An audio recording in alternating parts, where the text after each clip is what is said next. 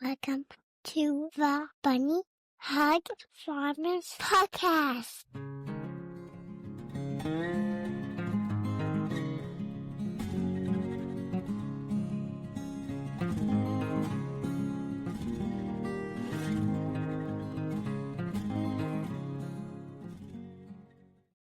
Hi, everybody. Welcome back. My name is Tyler Jaden. You're listening to the Bunny Hug Farmers Podcast. I'm here with my co-host, Dallas LeDuc. We're having a ton of fun doing these. We got a bunch of great guests lined up for this winter that's coming up. We're hoping to stay in our routine of having one out every second Sunday. But Dallas, I have been every which direction. I don't know up from down right now or my ass from my head. So I have not even talked to you once this whole week. So what have you been up to lately? First of all, I've been really enjoying the silence. No, Ouch. actually, I'm just joking. We're starting to haul a little grain today, moved a little snow, getting ready for Christmas. My daughter had a Christmas concert the other day, so that was pretty awesome. We had to go to Gravelburg to the cathedral there, which is, if you've ever been to Gravelburg and been inside that cathedral, it is a marvelous of paintings and sculptures and architecture. And that's an old building, and it's beautiful inside there. So the sound in that building is amazing. So we did that. We worked. I pushed up rock piles and cleaned up rock piles till the snow was flying. So I'm like you, I just kind of getting things just calmed down, getting into our winter routine of maintenance, hauling grain. And we finally had to bite the bullet and started to sell some grain, because you can only live in the line of credit for so long before the bills got to get paid. So started to do that, and we're just been giving her. So I got that all done. And so Tyler, you've been probably giving her over there. What have you been up to lately? Well, we've been cleaning a bit of grain. Haven't been moving any grain. Brought some fertilizer home there last week. We got cows we're feeding already, so that's coming up. I'm going to start calving here in 3 to 4 weeks, unfortunately, but that's just is what it is. Pulled all the combines into the shop. We're going to start getting them ready for next year, and hopefully they run well. They should. We did a pretty major overhaul on them here this spring and the following year. So really they should just need oils changed, the odd chain here and there, give them a nice wax job maybe if we got time. But other than that, Joy in that big shop there, get them all in at one time. we got all 4 in there. The service truck is in there. And then I got a 2-wheel drive tractor that needs some bearings replaced in the PTO sitting in there yet. We haven't tore it apart. And then there's another tractor that's hooked to the grain vac, and if I really wanted to, I could pull a big 4-wheel drive tractor in there, but it'd be tight. And I guess I got a 40-foot gooseneck sitting in there that I'm staining the deck on right now. That nice, beautiful shop. I mean, in 20 years from now, you're going to think it's too small, but right now it's probably beautiful size. It's a beautiful size, but you know what? When they stood the walls up, we looked at it and thought, yeah, we didn't build it big enough. So one major thing that I wish we changed is we would have went to a 22-foot high ceiling, because we went 20 feet thinking, oh, that's great. Well, by the time you hang your lights in your ceiling fan, you've lost 2 feet. So now, in theory, we only have an 18-foot ceiling, which in spots, which it's not the end of the world. But some of these bigger air drills, if we ever own one of them down the road, it'll be tight getting it in there to fold it out to do a rebuild on it or repairs or anything. It'll be tight if you ever got to pull a motor out of a combine, but farmers are pretty ingenuitive. We'll figure it out. We'll make do. Like it is what it is. Yeah. When we built ours, we went 22, but we don't have it finished on the inside. It's still being used as cold storage, but it's still better than no storage. So if any of our listeners are listening, there will be an email that you can get a hold of us at the end of this episode. If you want some advice or some pointers on building a new shop, send an email. I can tell you everything we did wrong in this new shop and what you should do on yours, so you don't end up like us on my family's farm saying, we should have done this and we should have done that. But that's a way of everything, right from house renos to home renos to new houses and all that stuff. And I said that wrong. And should I lead into our guests tonight? We actually have a couple that's joined us tonight. Absolutely. Okay. Lead the way, Dallas. I'm going to lead the way. I'm honored again, as always, with all of our guests. Tonight, joining us, or in this episode, is Tyler and Shauna Getz from Lucky Lake, Saskatchewan. Lazy TS Cattle Company is also their name. And welcome to Bunny Hug Farmers Podcast with Tyler and Shauna. And Dallas and Tyler. Yeah, well, thanks for having us on. How's she going tonight, you guys? Really good. So I've known Tyler for quite a while. I'll just come out right off the bat and say Tyler is my brother-in-law. That's my wife's younger brother, one of the twins. Not So I've me. known, Not not me. Tyler. Yeah, We the got other two Tyler. Tylers on tonight. Yeah, this will be Tyler Getz and Tyler Janin. At least I don't have to worry because Tyler's a twin. And so sometimes I used to get confused as which twin was which. So I always had to look over and see which wife they were standing next to. And then I knew who was who, or else I was going to make an ass of myself. But Tyler and Shauna, they farm and ranch and raise performance horses up at Lucky Lake. So I'll let the two of you just lead off into a little bit of your guys' stories, and we'll go from there, or your history, and let's see where this leads to. Well, I guess I can start off. We're on Shauna's family's farm. It's going on. We guess we'd be the fourth generation now. It was started in 1905 by my great-grandfather, Levi Jones. So yeah, we're kind of on the fortunate end of where the farm has come. We all we took over part of Doug's, Shauna's dad's farmland. We bought out her uncle's cows and cousin's cows in pasture probably 15, 18 years ago now.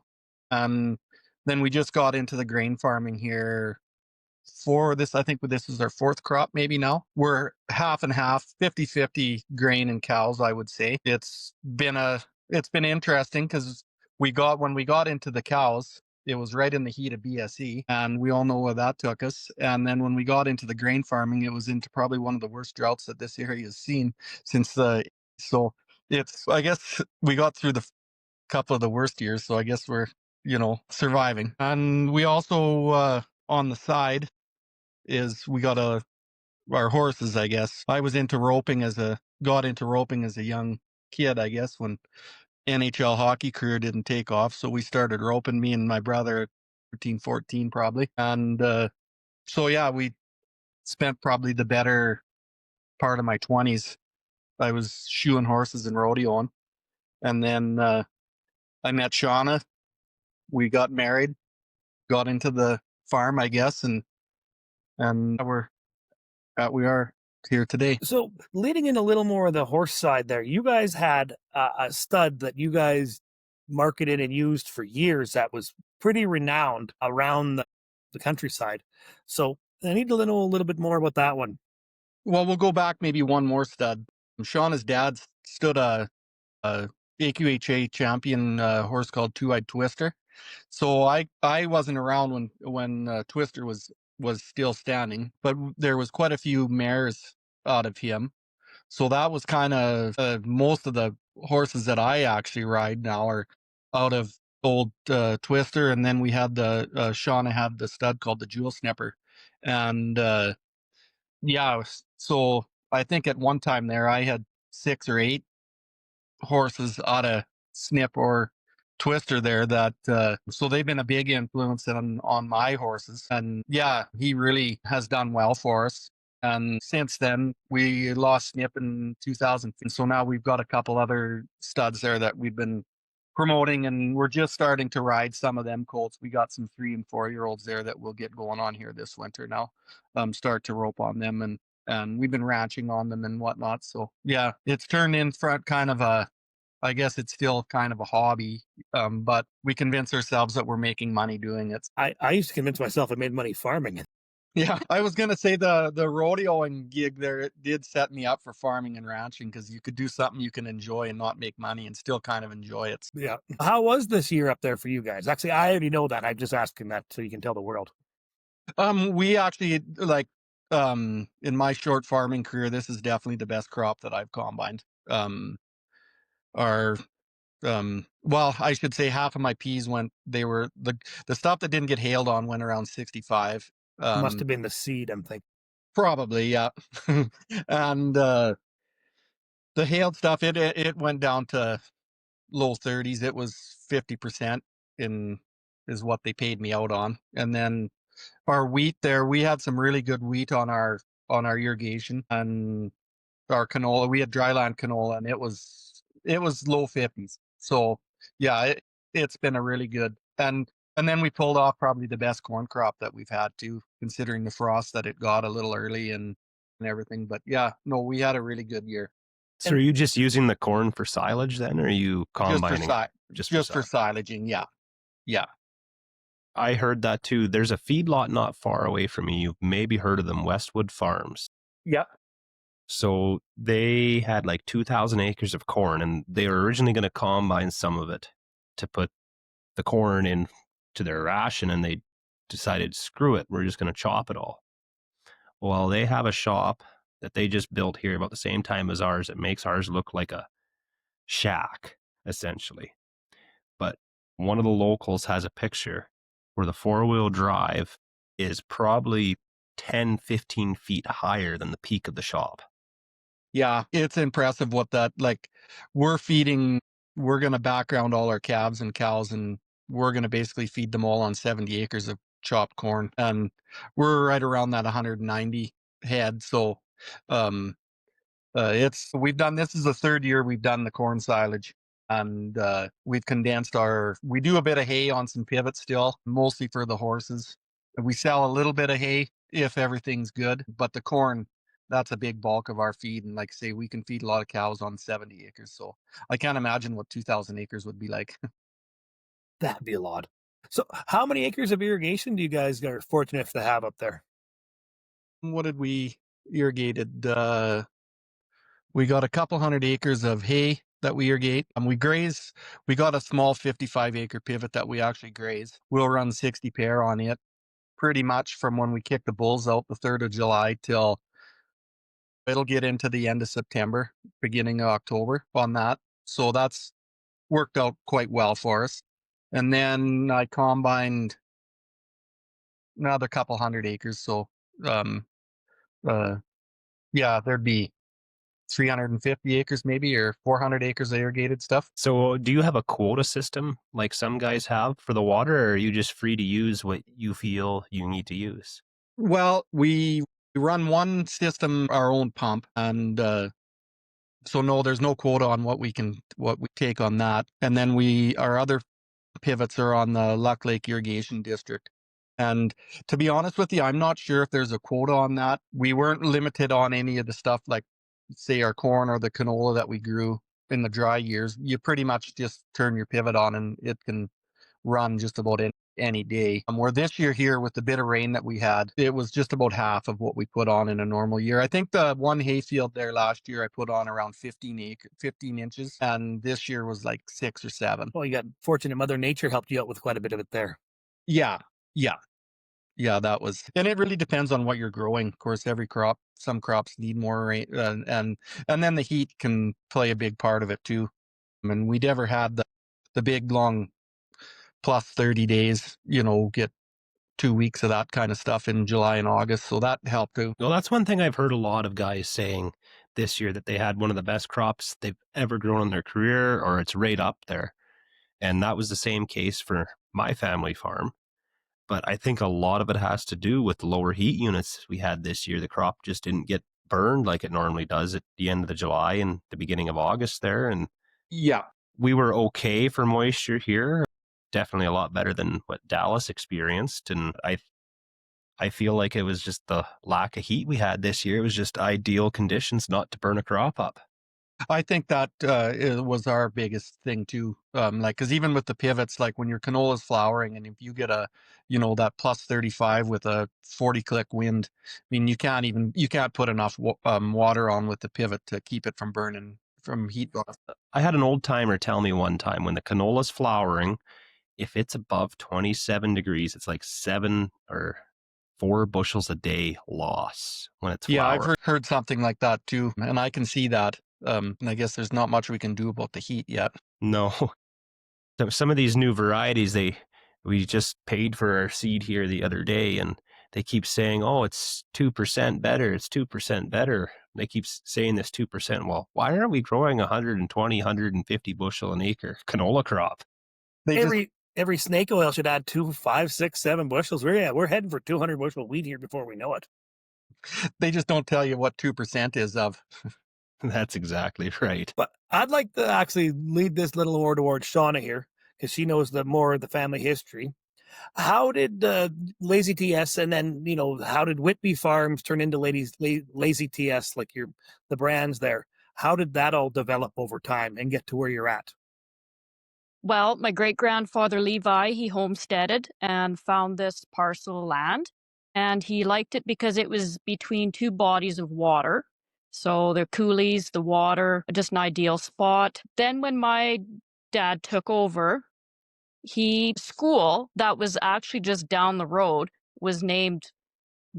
No, I should go back because my great grandfather, he came from Whitby, Ontario. When he crossed the ocean to come to Canada, he landed in Whitby, Ontario, and he stayed there for a little bit till he had enough money. Then he come over. And so when my dad took over the farm, he named his farm Whitby Farms. And because also there was a school on the corner. Which your grandma had named. Yeah, I think my grandma Jones had named that. Yeah. Yeah. That's cool. Yeah. Then how did that all lead into your dad's basically retired now, and you've taken over and kind of dropped the Whitby Farms, and now you're Lazy TS, which stands for, I gather, Tyler and Shauna. Yeah, we just wanted to kind of have our own brand. Well, I can't blame that. I've worked hard to establish my own brand too. Well, it come down to, I guess it was some accounting stuff too, more or less. Like Doug still operates Whitby Farms, and we're just kind of a branch off of Whitby Farms. And of course, you can't have two companies with the same name. It was more of we probably would have kept the Whitby Farms and the same brand and all that, but like I say, with accounting and all the legalities that went along with it. So yeah, it would be a nightmare. Actually, little going off topic here, but a little bit. Right where we are, just west of the farm, there used to be a school called Glentworth School, west of the farm. But then you go 3 miles east, and there was another school called Glentworth School. And for about 40 years in the early 1900s, these two schools that were 4.5 miles apart had different numbers, but they were both called Glentworth School. And I gather reading some of the history books, it was like the big school in Glentworth School was in Glentworth, and this little homestead school out here, little single room one, was also Glentworth. And that was, I guess, incredibly confusing. So that's been going on for generations, I guess. I wonder how many students went to the wrong school. yeah. Back then, you had to rode your horse to school. I couldn't imagine. Actually, I'm pretty honored. The guy I curl with on Tuesday nights, Clem, he's 84, turning 85, and he actually went to this little one-room school as a kid, just west of the farm. So he tells all sorts of stories of riding up here in the snowstorms in the 50s, and I'm pretty honored to be able to hear some of them stories that Clem has told us over the years of coming to this school. But then it was renamed, well, so it was already renamed, but for a little bit back in the 40s, it was the same name. So I made a monument sign there and said the name, the year, and renamed, and then all that stuff on it. So, because I was actually surprised. I grew up, my whole life half mile from that school, and I didn't know it was a school. It was just an old tree yard because there never was a marker there. So I've made a marker for it, so it'll be there forever, I hope. You were CCA rodeoed for a long time. That's where I've seen you the most at over the years, was going to rodeos. How did you find using your own horses in the CCA helped you sell your own stock to, other guys in the rodeos? And how did that help build up your, with the jewel snipper and stuff, and with that entourage of you promoting your own horses while you were rodeoing for all them years? Well, when we started out as kids, Dad always told us he couldn't afford to buy us broke horses, so we had to train our own, which was good and bad. It was maybe a bit rough to start with there until we figured out what we were doing. But it really helped along. I guess when I got out of high school, I went to work for a PFRA pasture, and so I was able to ride Monday to Friday all summer long. And so I was able to get some horses trained, which, like I say, it's been a big advantage to be able to ride my own horse. Because we've sold horses right from when we started doing it, and it was a good supplement to my wage when I was working at the pasture.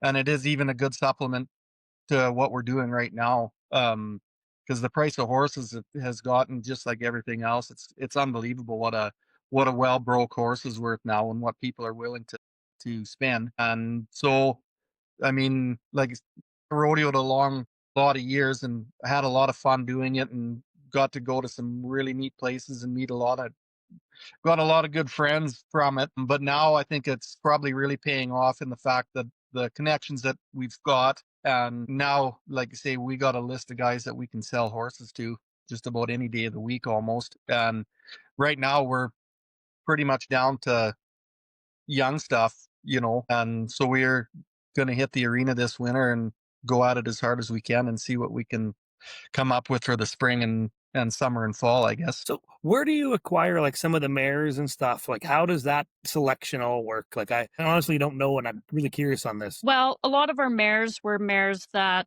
my dad or I have bought over the years, like young stock, and I've shown them. We've gotten them broke, getting a show record on them, and we like them. We think they're going to complement our breeding program, so they stay in our broodmare band. So we've kind of assessed mares just from riding. We want to look for athletic ability, temperament, mares that are going to cross well with the studs. So yeah, it's just been a lot of years of, trying out different horses, selling ones that weren't going to work, and putting the ones that we really liked back into our herd. It's the key. If they're the best for you, most likely they'll be the best for somebody else. You just have to keep going that direction. And that's why you guys, like you said, you're pretty well almost sold out because of the breeding program and the effort you guys put into it, which is awesome. Pretty amazing. And did you guys sell calves? Or you said you're going to background your calves, right? We're backgrounding calves. If that's the right decision or not, that'll be determined here probably January, February. That would maybe keep me awake at night if I had that many dollars just cruising around. I'd be checking that fairly often. But again, you said you have so much feed available, and I hope the market stays strong because the cattleman has had a tough go ever since BSC till basically last year or this year. It hasn't been strong prices. Yeah, the cow-calf guy he's usually the guy that takes the brunt of all the stuff that goes on above us. And we're the only guys we really can't do nothing about it. So we just keep plugging along. And hopefully we make the right decision doing it. I think you will. I mean, I hope you will. It's scary though. We gladly loaded up our 9 calves we had to sell and scampered them to market because I was just too afraid not to sell them. I was talking with my dad here the other day, and he was reading in I think it was the Cattleman's magazine. He gets all those magazines, and he was reading that on finished steers, they're now taking the finished weight from that 750, 800 to the 900. And the amount of farmers that are doing that, allegedly in Canada alone, that's putting over 3 million more pounds of beef out into the market, just putting that extra 100 pounds on per head. So that's quite substantial. That's amazing. Mm-hmm. Not that I want to start finishing steers anytime soon, but if the market stays strong, maybe it's something a guy should be looking into, is building a couple extra corrals and maybe doing some corn silage and finishing steers. Well, yeah, because I mean that value added at the farm is a major thing. If you can, just do rough numbers, you put an extra $500 in the feed in this animal, but it gives you $1,500 return.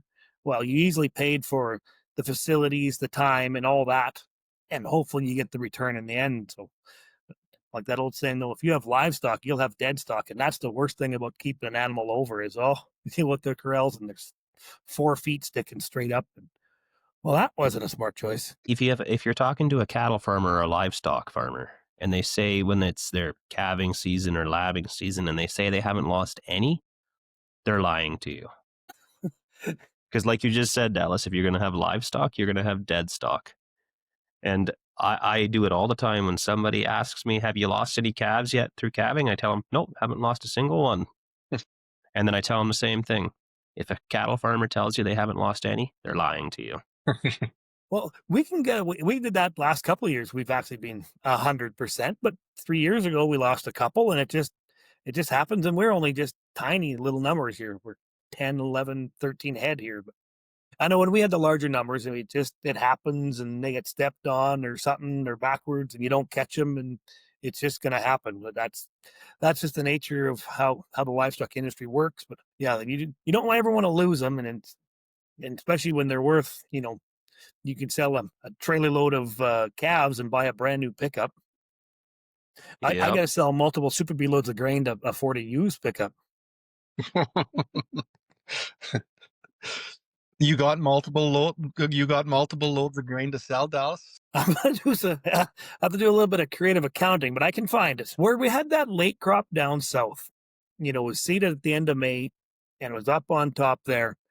And when them late rains came, it actually turned into not a bin buster, but it ran in the 40s. Where you go like 7 miles away as the crow flies on fairly decent land, but seeded in the first week or two of April, it ran. Well, it got written off by crop insurance. They said it was going to run less than 3. That rains, we didn't have any reserve moisture, and when that rains came late, the later crop really just made something. So usually you're beneficial by seeding early in this part of the world. And now I wish we would have started about the 25th of May because all the better crops in this area are all the late crops. Yeah, that can be. Most guys around here get going fairly early too, but it was the same here. The early crops, they weren't quite like what you guys had, but the later crops, the mid-May ones, were definitely better here. And you see, we were the exact opposite here. About halfway through seeding, we got 10 inches of rain. The earlier crops did better than the later crops. Yeah, and we missed out on we never did get big rains in May, so so it did hurt the early crops here. Cool. I actually got corrected on my our last podcast we made here, Tyler. I was kind of making fun of certified gluten-free, and I got a couple people correct me. Do you know that certified gluten-free on oats and peas and stuff, there actually is some hoops and stuff you have to jump through to do that? Really? Yep. If you're going to grow certified gluten-free oats or gluten-free peas, you actually have to have your field inspected prior to growing that for a couple of years. So you didn't grow a gluten product like wheat on there for a few years leading up to that. So that's how you can get the certified gluten-free. If you're going to grow certified gluten-free oats or gluten-free peas, your field actually has to be inspected. And then you can sell that product as certified gluten-free. So I'd say I was making fun of that. But in order to be up to that, you have to make sure, because that's for safety reasons, I guess, you have to make sure it is completely free of a gluten product like a wheat or whatever beforehand. I did not know that, but I got corrected. And now I'm going to put my correction out there to the world. I want to know if there's enough payoff to have that, to change your rotation enough not to have a gluten product grow on that. Obviously there is if there's guys doing it, but I want to know what the payout is. Is it substantial? Is it just a couple cents a bushel more or a buck a bushel more? Yeah, so if somebody out there is growing certified gluten-free and wants to explain this more to us, Tyler's got the email at the end here. I would actually be really I was making fun of it because I just thought it was just kind of stupid, but it makes sense. So if somebody wants to explain this in detail more, I'd love to know more about this, but I'd hope it would pay off. It's probably more on the organic side, that they're pushing towards this, because then you can get, it's organic and certified gluten-free. So every soccer mom, and now I'm in trouble again, is going to love this product. Where would you market something like that? Well, you can see it in like the grocery stores, like in Costco and stuff. They'll have some of that stuff marketed organic and gluten-free, and it's just that eye-catching. So again, I'm thinking the market is going to be the soccer moms, and I'm still in trouble. That non-GMO. Yeah. And a lot of people don't realize this, and this is just my opinion and my opinion only. Most GMOs are good. Yes. Because when you look at it, a lot of people want us to be using less chemical and stuff. Well, a lot of these new varieties, they're just crossbreeded with something else. And now we got more resistance to disease. We're getting more yield. So now we're able to produce more food on less acres, which is more productive. So most GMOs are good. And that's my opinion, and my opinion only. I think almost all farmers agree with that. The GMOs are better because we've gotten better disease issues taken care of. Weed management is taken care of. Cleaner, healthier, stronger crops is what we're always after. And that's what the GMOs has allowed us to do, to spray the crop cleaner, to avoid some of the natural seed-borne diseases. Between the GMOs and plant breeded, they've eliminated a lot of them. Of course, that also leads into the next level of issues, but I think GMOs are a good thing because the world is hungry for our food. They don't want to pay for it right now, or they don't want to pay us for it. But the world is always going to need food. It's a growing, every year the population of the world goes up. It's going to need to eat more. I mean, that food doesn't come from the grocery store. It has to come from the farm to the processors, to the trucking, to all the rest of the middlemen before it ever gets to the grocery store. So it's going to get used up. I honestly don't think we could feed the world today with the population that exists on this planet without GMOs. Yes, GMOs and the technology that's gone into farming in the last, right from, dual shank drills to irrigation. Well, irrigation's been around for the Roman aqueducts had it, but irrigation. But just look at how much farming practices and technology has changed just in the last 10 years. It is huge. Like when my grandpa started farming, it was with a horse.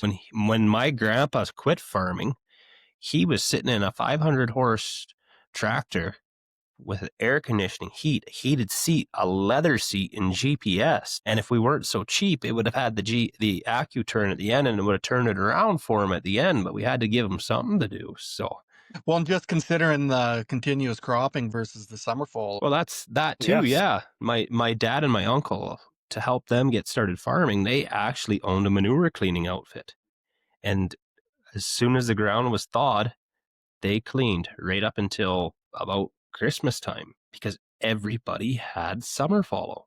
Mm-hmm. So the manure cleaning business has been gone for 18 years now, but I got a buddy who runs his own manure cleaning business. And generally, he doesn't fire up till about the middle of August because nobody has summer fallow, so they got to get their crops off to have a spot to spread the manure. And again, also that technology there too, the spread manure, skid steers, backhoes. Well, even the feedlot over here, they use a track hoe to clean the pens for when they're spreading manure.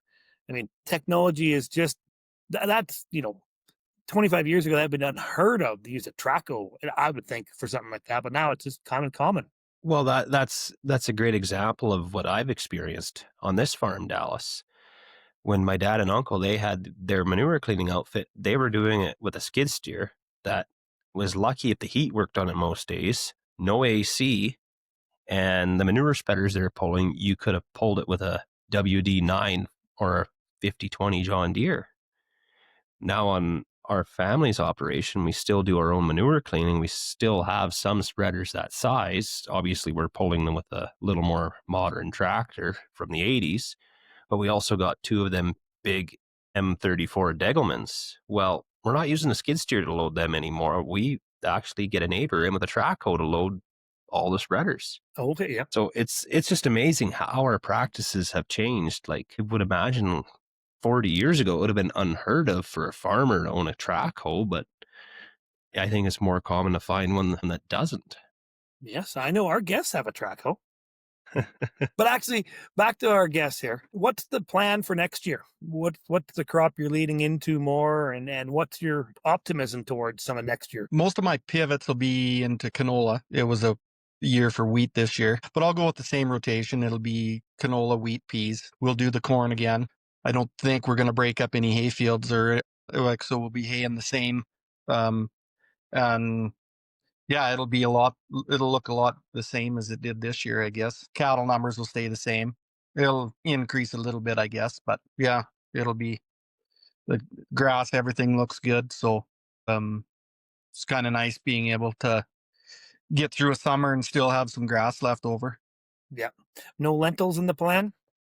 I don't think so. I'm gonna stick with the peas for another year or two, mostly for weed control. I don't know. The lentils seem to be getting harder and harder to grow. Maybe the price is a little bit better on them than peas, but I guess we'll see. We'll go another year with peas anyways, and then maybe put some lentils back in eventually, I would imagine. I love lentils. Just so love lentils. I did not know you could work so hard and grow such a worthless, expensive crop. That has been stressful. The lentils have, for years, our farm has really relied on lentils to be a major, that's the cash crop. That was the one that you could sell off the combine and make money and pay all the bills with. When lentils dropped from on the green side from, basically 50 cents to 26, 27 in 3 months when we lost the markets. I mean, and right now, if you had a contract for lentils, the buyers are taking them, but I didn't have a contract. So they don't even want to entertain buying lentils because they're bringing in their production of lentils. So that has been stressful. It's actually, you know, it's surprising actually how stressful it's been. And I'm very fortunate. I have a really good support network of people I talk to often and be able to vent to. But that actually will help us lead into, like, because right now things have gotten pretty stressful in the agriculture sector. I've talked to lots of people, and a lot of guys are losing money, lost money the entire year. Crops were poor, especially in this area and throughout North America. Commodity prices for all crops are poor. I don't think there is one strong crop out there, that you can pencil down that's going to make good money unless you have a phenomenal yield. So that'll help us lead into here what, the farm stress line is a major thing in Saskatchewan that, a lot of farmers, I hope if you're having a tough time and you need somebody to talk to, and maybe you don't have your own personal support network and you need to talk to somebody and get off your chest of what you need to do, is 1-800-667-4442. Because this agriculture right now is incredibly stressful. And the farm stress line is there to help out farmers that are having a hard time dealing with this, because this is something we've lied awake, my wife and I, and many nights we've talked about, like, plans and how we're going to do and what we have to do and how we can get over some of these hurdles. But if you're holding that in, pick up the phone, dial that number. There's an operator at the other end there that you don't have to give your name. You can just say your piece and they're there to help. And that's what they're trained in, is trying to help farmers get through this tough time. We all know farming isn't just a job. It's a lifestyle. It's early mornings, late nights, breakdowns in the mud, weather that doesn't care, and bills that don't wait. Even though we're tough, sometimes the weight of it all gets too heavy. Stress and anxiety and burnout, they sneak up on anybody. Doesn't matter how long you've been farming or how strong you are, and nobody has to deal with it alone. The Saskatchewan Farm Stress Line is here for exactly that. It's confidential, it's judgment-free, and it's run by people who understand ag life. Whether you're dealing with financial pressure, family stress, crop issues, or just feeling overwhelmed, they're there to talk, day or night. If you're listening to this and you're thinking, yeah, things have just been a lot lately, just know reaching out isn't weakness. It's taking care of yourself so you can keep taking care of the farm, your family, and everything you're building. So if you need someone to talk to, or if you just know someone who might, don't wait. Call the Saskatchewan Farm Stress Line anytime. The number is 1-800-667-4444. Said, my friend, well said. Because that mental stress and farm stress, that's a huge thing that a lot of farmers are so afraid to talk about. Yeah, and we've had some fairly rough years here up in our neck of the woods. I know, like, just sourcing feed for cows was a big issue here, and water and the drought. It was, like, say, when me and Shauna first got into cattle, we had 15 years of wet years, and we were getting 2 cuts off of dry land hay and thought there'd never be another, that ranching's easy. And then all of a sudden the taps turned off. And I mean, we heard all the stories from 88 and all that. And I mean, we got to live it, and it was rough. And that's the worst thing. Is I know lots of friends, they downsized the herd and they brought in a lot of feed, and then they had to pay for all the feed, and then the cattle numbers are down because they downsized. And they said they got themselves in a real big hole, but not intentionally. Nobody wanted to, but it happened so fast. So that's part of the reason I think the North American numbers for cattle got so low, is people decided we just got to get out of these animals because we can't afford to put the feed into them, or can't get the feed in the most part. Well, there was spots around here too. Even if you had the money to spend on feed, where are you going to find it? There was a lot come out of Manitoba and stuff there, but I mean, yeah, it was pretty tough, and I really felt for the guys that had to downsize their herd, and they're still downsized, and now the prices jump back up, and they had to sell their cows for probably half of what we're getting today for them. I mean, you're still losing out because of it. Yeah, because I mean, if you're geared up to be a 400 head number, just as an example, but you downside due to the drought issues, water, feed, grass, and you're at 200, 250. Well, now when you can't capitalize on the strong markets because you don't have the numbers there. Yeah. So that's a tough thing to take. And that's why I'm so happy that the farm stress line is there for guys to call, because it's on all sides of agriculture. That's one thing we've noticed with this podcast. We've talked to so many guys and gals throughout, Western Canada and the northern states. Every farm is different, but we all battle some of the same problems and the same issues and the same stresses at the end of the day. So Tyler and Shauna, you guys have a big arena out there, and you've been doing some renovations in there. So what's that all entailed? Well, after last winter, we decided the cold was getting to us, and we got way too much going on at home here to go to Arizona for the winter. So we thought we got a crew to start insulating, and we did a little expansion out the back. And we're probably going to be a lot like Tyler. Once we're done, there's probably going to be things that we wished we'd have done and done different and done bigger and all that stuff. But it's going to be a lot nicer when we're in a heated environment and we can do it 5 or 6 days a week instead of when the weather's nice. Is that going to be ready for Christmas? It's getting close. It's getting close. Can I quad in there if we don't have enough snow for sledding? Maybe pull the roping dummy for us. Well, because I've tried the rope, and I am a roping dummy when I'm on a horse. Oh my God. Yeah, I think I see the video, Dallas. My roping skills are abysmal at best. And so I'm there with Quick Dick and buddy of ours, Chuck Tony. And those guys know how to rope. And I've tried, and I knew I couldn't rope, but I've tried before. I've tried with Tyler and my other brother-in-law and stuff. And it's like, I can't figure out the mechanics of it. And they got enough liquid courage in me to throw me on a fake roping horse, and I can't catch the plastic freaking calf moving at a quarter mile an hour, for crying out loud. Never get on a real horse and catch a real calf. It's just, yeah, I'm cheering for snow. Did you make it up to Bung Bung, Dallas? No, I've been asked lots, but that's a big drive from down here to get the Bung Bung up to there.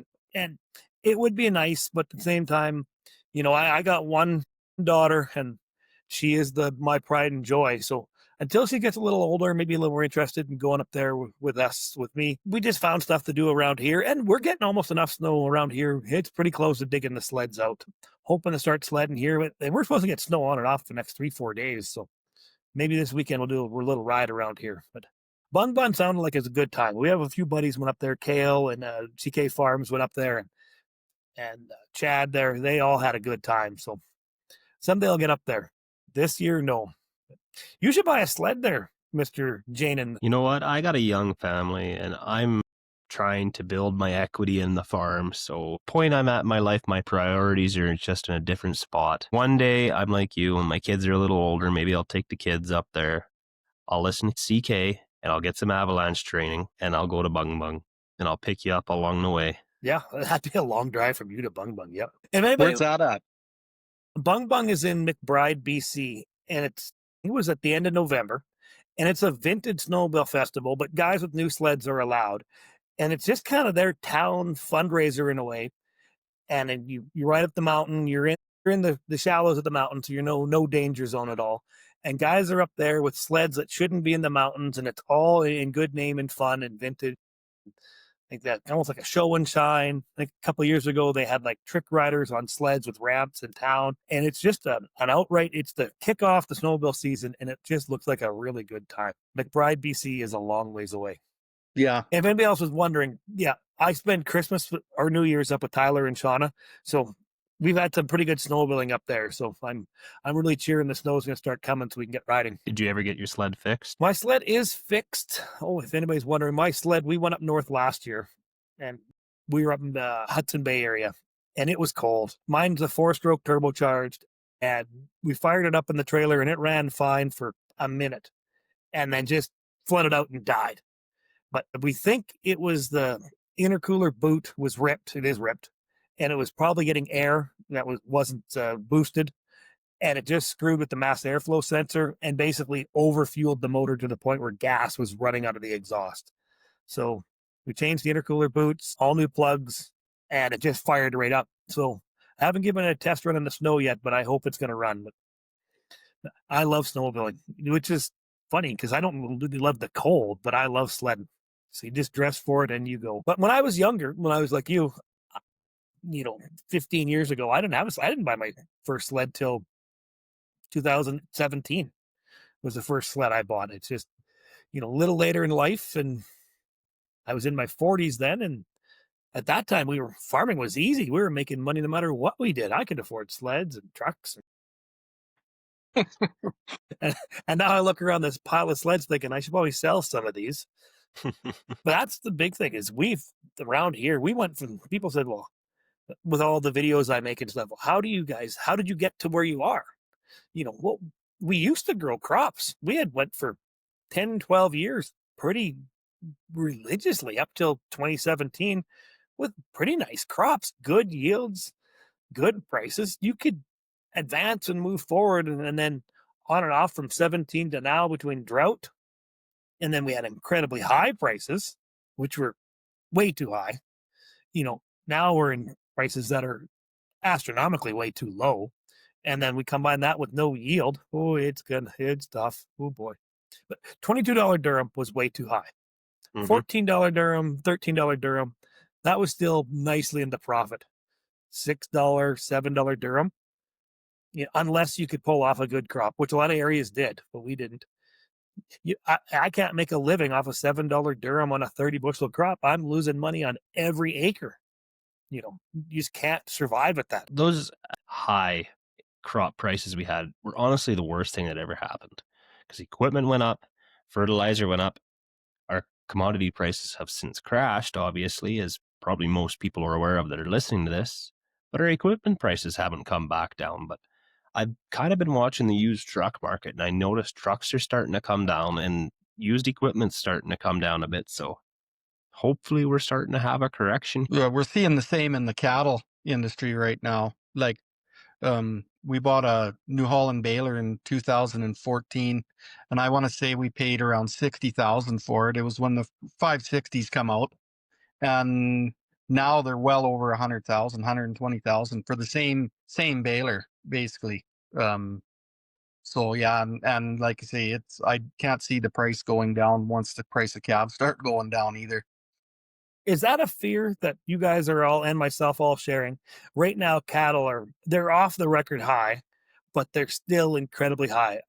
Are you guys afraid that market might also just crash through the floor?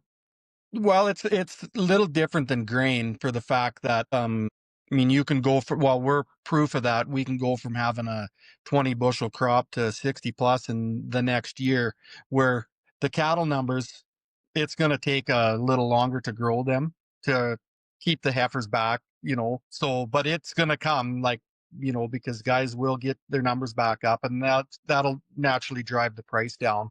But it's pretty easy to get accustomed to them $3,900 steer calves in October, compared to a $1,500 one. Yeah, making money off cattle is a lot different than grain. With grain, you throw it in the ground and you can sell it that fall and you make a profit. With like growing a cattle herd, you're 2 years before that animal starts to turn a profit. So you got 2 years of feeding that animal, taking care of it before you start to generate a profit off it. And if the price of grain isn't what you like, you can just lock the bin and then sell it whenever. Where if you've got cattle, you can keep them in the pen, but it costs you money every day to keep them too. So to market them, it is a little different than grain.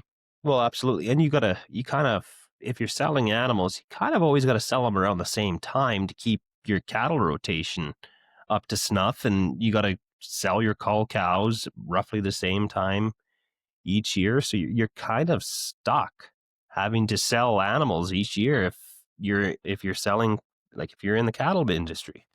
And we're, when we seed, we're planting our feed already. So if we're going to be putting in a pivot of corn, well, we need something to eat it. So I can't sell my calves off in the fall. I pretty much going to have to lock myself into feeding them, because the only way I can make money with my feed is to put it through an animal.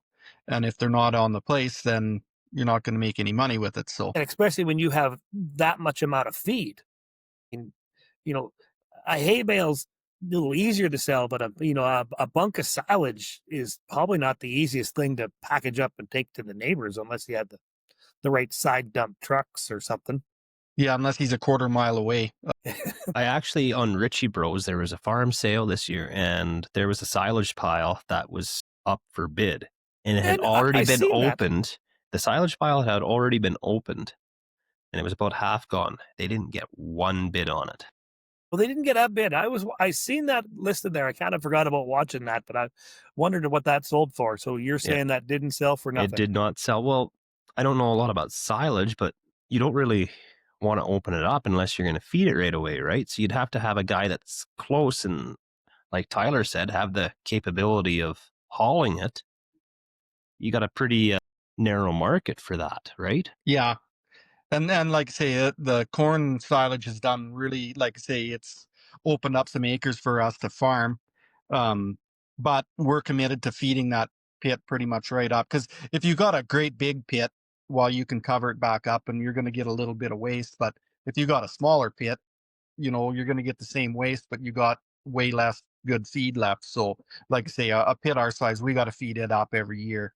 Um, it won't, once the heat hits in May and June there, it's pretty much no good. Like it'll spoil on us. So When you had the bale wrap silage bales, did they keep any better, or you had to use them up too? we had to use them up, basically just wrapped them for 1 year. Like we could have put more plastic on, like, and they would have kept over. But like say there again, we always just put up what we figured we would feed in the winter and then tried to have everything used up. Yeah, because I was, no, obviously, like I said, Tyler's my brother-in-law, so I was there. I think it was New Year's a few years ago, and you didn't have the big pit yet, but you had the bales wrapped, and remember you breaking apart the bales and how you were doing it and how I tried to do it was embarrassing. I embarrass myself in a lot of things. At least I'm able to admit it. But I remember Tyler was dropping that bale from up in the air, and you'd be a long ways away on that frozen ground. When that frozen silage corn bale hit the ground, like it was a thud. You could feel it through your whole body. Like there was so much mass hit the ground. It was like you just dropped like a 2-ton cinder block there next to us. Well, them ones could weigh anywhere from 23 up to 2,500 pounds. And I mean, they were only 56-inch bales. They must have made the baler bounce when they come out the back end, eh? Yeah, it would make the bale, it would make it work. That's for sure. Yeah. And you did a little bit of right where your house is set up. You did some silaging of canola a few years ago. We did some canola. Yeah. How did that turn out? It did all right, but the canola doesn't want to ensile like a cereal crop, just the way it breaks down. So I wouldn't recommend doing too, like, in fact, well, there was guys during the drought there when their canola got rode off. There was a lot of guys actually chopped and baled canola. I mean, when you're up against no feed, poor feed's better than no feed. So, and it was one way that you could use, because there was no grain in the pods, but there was always material there. Good green material. I know around here there's a lot of kosher going to be fed to a lot of cows this winter. So I don't know how that's going to turn out. Guys are smart. They know what they're going to do. They're going to be mixing the rations off correctly, and big tub grinders are running around already making piles, and because there's a lot of when you were so dry here in this area, you didn't get a good kill in the spring and the burn off. The crop come up with kosher in it. It got rode off. We had crop insurance, and a lot of guys cut and baled, lentils kosher, durum kosher, rye kosher, barley kosher. There's a lot of kosher going to be fed up here. But if it's cut green, it probably isn't that bad. I just don't want it that.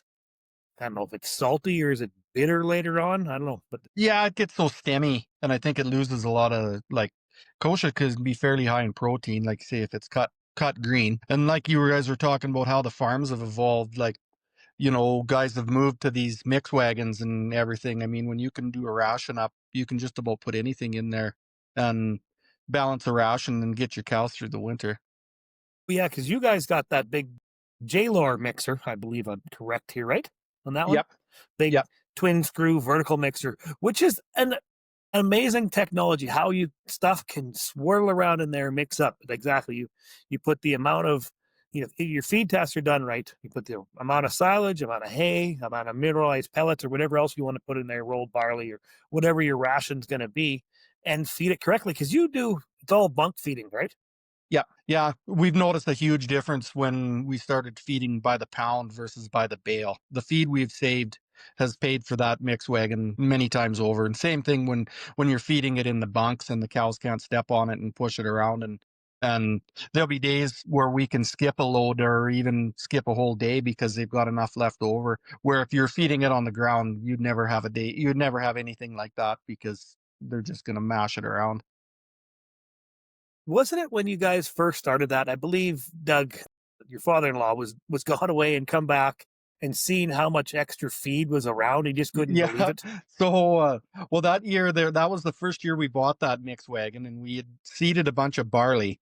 And we were actually planning on chopping it.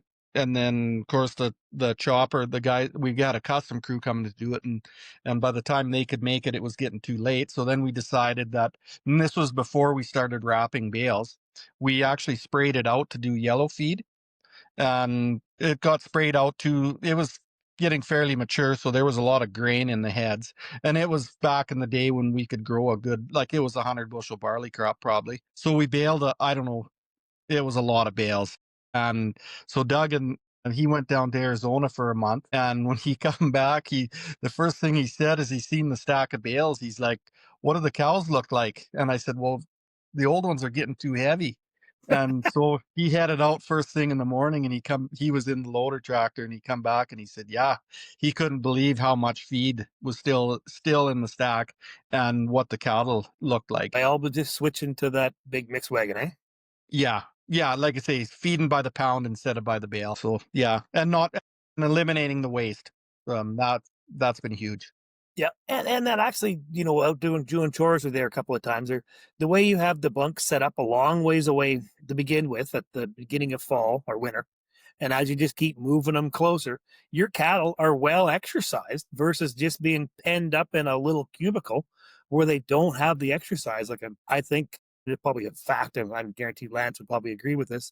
A well exercised walk cow is probably an easier calver than just some big old blob sitting in, an 80 by 80 pen for 3 months straight. Yeah. Yeah, no. And then it's also like we've fed cows every which possibly way you can feed cows, from round bale feeders to rolling them out to processing them, all that stuff. And this is definitely, like, you really notice it in the spring too. Like if we move the bunks every 5 to 7 days, it really spreads the manure out in the field. So then when you go to seed through it in the spring, you don't have them great big clumps of wasted hay and all that stuff. And twine. I hate twine. We did about 400 hay bales this year. It's a new product. It's Net Wrap. It's called Nature's Net Wrap. It's supposed to be biodegradable. It's supposed to be the new and improved sisal twine. So we had some issues with it when we were baling it, but time will tell if it's actually as good as they say it is.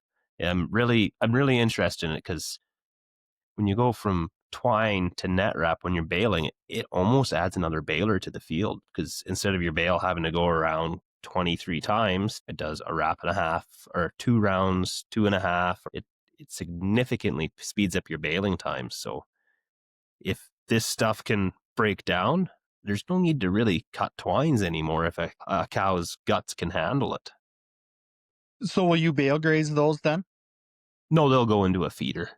Oh, okay. Like You'll still we dry feed everything on this farm. Yeah, okay. You'll still cut the net wrap off, or you just leave it on? We will cut it off if it goes in a bale feeder, but if it goes through the bale processor will deal with it. Really curious to see in a year or two how you're finding that's breaking down in the field and stuff. So I actually ran into the guys at Ag in Motion this year, and they said if you pile your manure once you get the cattle out in the beginning of the year around seeding time, and you go back in the late summer, early fall, if it's been piled and that manure has been disturbed, 80% of it should be broke down, and what's not will just break apart once it goes through the manure spreader. So this was kind of a trial year for us. If you ask my brother, he would never want it on the farm again, just because he had some rolls that he had to get out 3 or 4 times a bale, the odd spot, to retie the bale. So it's still kind of in the development phase, but it'll be really interesting to see where it's at a few years down the road here. It is more expensive than just the traditional net wrap, but then again, getting back to how much time and hours it's saving you, it kind of evens out, because you're not running your baler or your tractor as long at the end of the day, right? Oh, yeah. I had a buddy, he was baling for a neighbor he was actually running his tractor and baler for him. This is years ago. And he's like, I don't even have time to crack open a can of Coke and take a drink. But then he was baling up straw, and the bale's ready, and he's off. He says, you're so much more efficient with it. When you're watching your bale go around 23 times, you could 2 bites of a sandwich and open your pop and get digging for a cookie before your bale's tied. I know when we first went to the first net wrap baler we had, and then it still had the option to tie with twine. And for whatever reason, we went back to tying with twine one day, and I was sitting there thinking, well, there's got to be something wrong with this baler, because I mean, it should be dumping the bale by now, and you're used to dumping in about 10 seconds, and you're sitting there for a minute and a half. We should do a little equipment tour here. I know I did an equipment tour, but you're still running the big Deutz as one of the tractors? Yep. Yeah, got the Deutz, and then we got a 6150 John Deere for another loader tractor, and then T7 210 New Holland on the J-Lore mix wagon, and that's also a baling tractor too. And then same thing with the Deutz there, we'll put it on the disc spine, and then the other tractor goes on another baler. And then I'm running a 9330 case 4-wheel drive with a 39 foot flex coil air seeder. We've got a 9600 John Deere combine. We added a 9660 this year too, and I got a 4700 John Deere sprayer. What else do I got? Is that Deutz air cooled? No, it's not. Everybody that finds out that you got a Deutz tractor, that's the first question they ask, is it air cooled? But no, they're liquid cooled now. It's been a good tractor. We're really happy with we use it for a lot of it's got a road speed of 54 kilometers. So I mean, and it rides like a car. It's got a lot of weight. It's a heavy tractor, and it's got a real stout loader on it. Oh, I couldn't when I was up to it last year, the loader on that is equivalent to, looks like it should be saw on a payloader. It's so heavy. Like it's massive, and then massive big pins. It isn't no little 1 inch or 3/4 inch pins. It looks like about 1.5 or 2 inch pins throughout the whole loader. It is a stout piece of machinery. So is that their own loader they're using? It's a stole loader. It's a stole loader. Okay, because I know the dealer that we deal with, and the dealer we dealt with prior to the last few chore tractors we've had, they put them quickie loaders on them, and them quickie loaders are just junk. Well, and that's what got us into this Deutz tractor. We had a 6130 John Deere with and I think there was nothing wrong with the tractor. It only had 2,300 hours on it, but the loader was just about demolished. And I mean, we don't handle 2 bales. We're not rough on it, but just the silage bales was enough for it. And the pins just all shook loose. And there was really nothing, like, I mean, we were looking at rebuilding this loader, and it didn't have hardly any hours on it. And so that was the big selling feature for that tractor, was that loader. Yeah, that sounds just like about every loader we've had on any of our tractors. The tractor's fine, but the loader is just done. Mm-hmm. I got a buddy. He's got there's a John Deere 710 backhoe, but that's a big backhoe. And he's got 4 spikes across the front of it. And that's what he uses just to unload bales off the semis when they're bringing them into the yard. Because that front end loader of that backhoe and that front end attachment on there is so heavy and beefy. He said it's twice as heavy as any front end loader they've ever had. It's made for, it's construction. So you use it for ag, for stabbing into a bale. He said it's just way better for that. It's just shuttle shift. And he said, we used to wreck front end loaders, and we've been using this backhoe for years, and don't even really notice. But it must look funny to be unloading bales with a backhoe. But construction equipment is tough, and that's what a lot of some of this farm equipment. It's not tough enough for us anymore. We're too hard on them. Well, Dad always says he wishes he could get the I believe it was the 908 Leon loader. We had one on a 2294. He said you could take a run in road gear at a chunk of ice around a water bowl, and it wouldn't even phase the loader. Yeah, that's so how would that compare to that your buddy Nick there, the Southern Sass farmer? He's got that massive. Is that 1,000 or whatever that number? I've seen some videos of his. I believe that was a later one. It wasn't quite as heavy as the 808 or the 908. Okay. I'm just going off a lot of secondhand information, so I don't believe the toughness of the loaders followed the number. Oh, okay. So 1,000 isn't tougher than an 808 is. Yeah. I think it was just kind of like a series thing, right? Oh, yeah. And I could Yeah. be totally wrong on that. Somebody might correct me in the comments. I haven't done my research. Maybe it's something I should do, and we can talk about it on a future episode on here. But She's actually it should really mention that the other Tyler's a big fan of the Southern Sass Farmer. Yeah, I watch him all the time. Shauna knows when I'm watching him too, because she can hear him cussing and swearing. no, I actually, Nick was standing in the yard here just 2 days ago, actually. He stopped in for a quick visit on his way to town. He's pretty entertaining. I quite appreciate what those guys do, like what they've done with the equipment. And I've learned a lot actually from watching a lot of his videos, because I run kind of similar type equipment to his. He definitely knows how to keep that older iron running, that's for sure. Yeah. You got to give him credit for that. He keeps it running, and he makes it look good too. He takes a tremendous pride in everything he owns. Yeah. Well, did he have some polishers come out and they were waxing the 8010 or some sort of? So I don't think it got polished. It was just a spray they put on. Oh, okay. But he's supposed to be having a video coming out about it. If not, it's out already. I should really quiz him on it here more. And just, again, like we said at the beginning of this, don't know my ass from my head. I've been so busy lately between cleaning grain, everything else, and being a dad. Yeah, well, it takes time to do everything right, and that's one thing we find.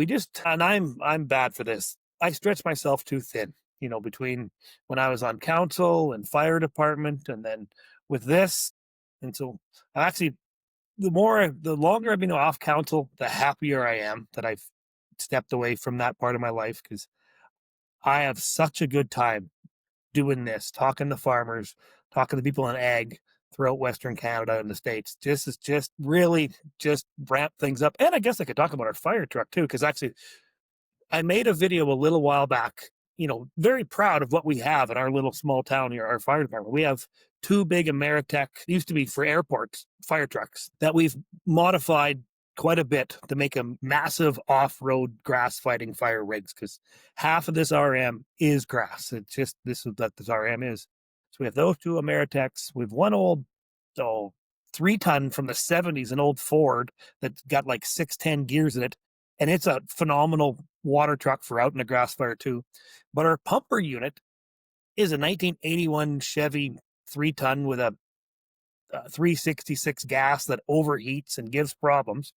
And I made a video showing off what we have in our little fire hall and how hard our guys work, because we have a great group of guys here, saying we'd like to upgrade our pumper unit.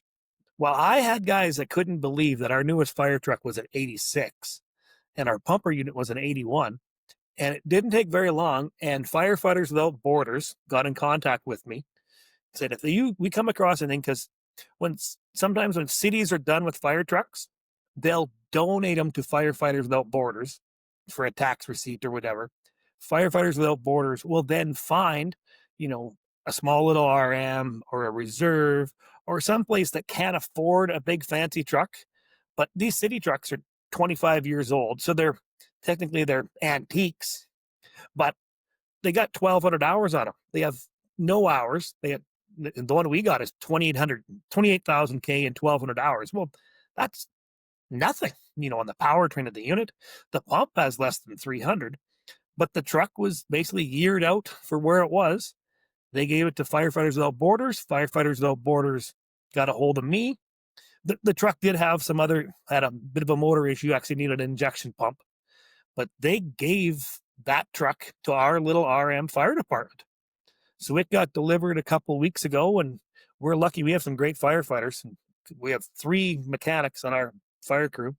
Well, they tore into that, and within no time, they found an injection pump's got a broken shaft. Very expensive little injection pump, but so hopefully for about $8,000, we can fix up that injection pump.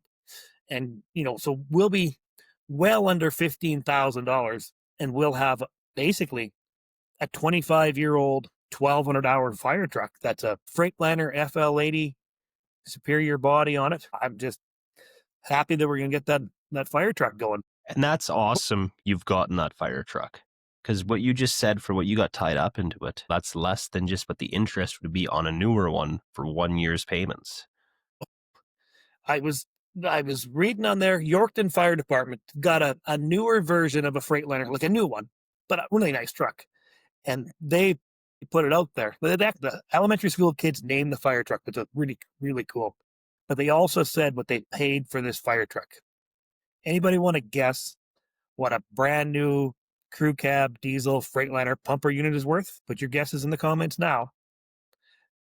$980,000 for a brand new pumper. Isn't that Wow. crazy? Yes. And then they went to the elementary school and said, we want the kids to come up with names, and they submitted names. They come up with the best fire truck name ever, Truck Norris.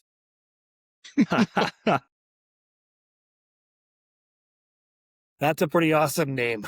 A fire truck. You could be jokes for that for years. But I just can't believe the price of some of this firefighting equipment. And I heard, like, if you wanted to order a new truck now, it might be 2 or 3 years out before you could get a custom built fire truck. Like, that's amazing. That's outrageous. Well, aren't most fire trucks hand built? Like they are a cookie cutter setup and they aren't at the same time. I would think you're right there, because like our new one is, and it's well laid out. I can't wait to get that thing running and out there. But yeah, it looks very hand fabricated for a lot of the plumbing and everything. There's no production line to kick out a fire truck. It'd be all, measured, turn, pipe, threaded valves. Yeah, it'd be a lot of work to make that done right. But I'm looking forward to that new truck. Oh, did you get any snow over your direction? You got any plans for Christmas yet, Mr. Jaden? We got a little bit of snow. It's more or less just a skiff right now. It's added a little bit of insulation, but we've had some cold days, so we probably got a few inches of frost now. As for Christmas, amongst my family, my wife and I have the biggest house out of all of us that lives the closest to the majority of us. So my wife's side, they'll be coming up for Christmas. On my side, we just do a family Christmas, just kind of an afternoon thing at a cousin's garage in town. But other than that, that's all I really got on. My Christmas plans are quite a bit different. We're going to go to my brother-in-law's house, and we're going to put like 30 people in there for like 4 or 5 days. It's just a wild time. God, I hope his beer fridge stocked better this year than it was last year. What is the count for Christmas that we have there? Well, what is there? Isn't there 19? 19, I think. 19. 2 Yeah. bathrooms, 19 people. Well, 3. 3 years. technically. You guys keep your own hidden there, though. Yeah. Yeah, we haven't given you the key yet, Dallas. I've heard this mythical rumor about a steam shower back behind them doors. Yeah, so that's what we do. We go up to Lucky Lake, either it's Christmas one year or New Year's the next or whatever, because Tyler and Sean, they're busy with their cattle operation, and they have the newest house. And actually, you guys, sidetrack a little bit. Going to Lucky Lake, we spent a lot of time skating on the rink, and the curling rink is closed, but there's some pretty cool stuff they've done with the inside the curling rink. Yeah, they set up a batting cage where there's a hardball machine, softball machine, and then there's a big area where kids can play dodgeball, or they bring in someone to teach taekwondo, kickboxing. So it's actually pretty fun. And a going little in driving there. range. Yeah, I guess a little driving range as well too. So a lot of fun can go on at the rink there. Did they have the driving range last year, or is that new? Yeah, it's right up front there. It's like you're just driving it into a net, more or less. Yeah, I haven't golfed yet for a year or two, but I love golfing. I have a little more talent at golfing than roping calves, but so not a lot. But I'd like to thank everybody for listening. This one will be out here coming, Sunday, the 6th December? Right away here. It will be the 7th of December if I can get it. 7th of December. So we're not quite into a Christmas episode yet, but I'm getting excited for Christmas. My daughter's still young, really enjoys Christmas. So around my house, I'm getting excited for Christmas. So a chance to get away from stress. So I'd like to thank everybody for listening to the Bunny Hug Farmers. Tyler, Jane, and myself, we have had and are having a lot of fun doing these. We're not planning on quitting anytime soon. So you may as well listen to the whole episode then, because we're going to keep doing this. We're going to keep talking to farmers, ranchers, in agriculture, and wherever that leads us to, whether it's going to be into electric semis or whatever we're going to talk to next. But we're going to have a lot of fun doing it. Thanks, everybody. Yeah, thanks for having us. Thank you.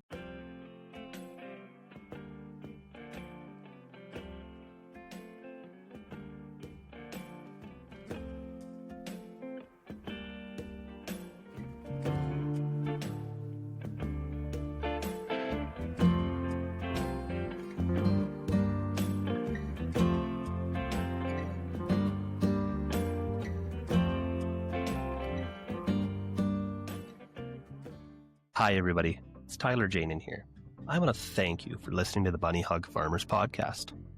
If you want to reach out to us, you can reach out to us at bunnyhugfarmers@outlook.com.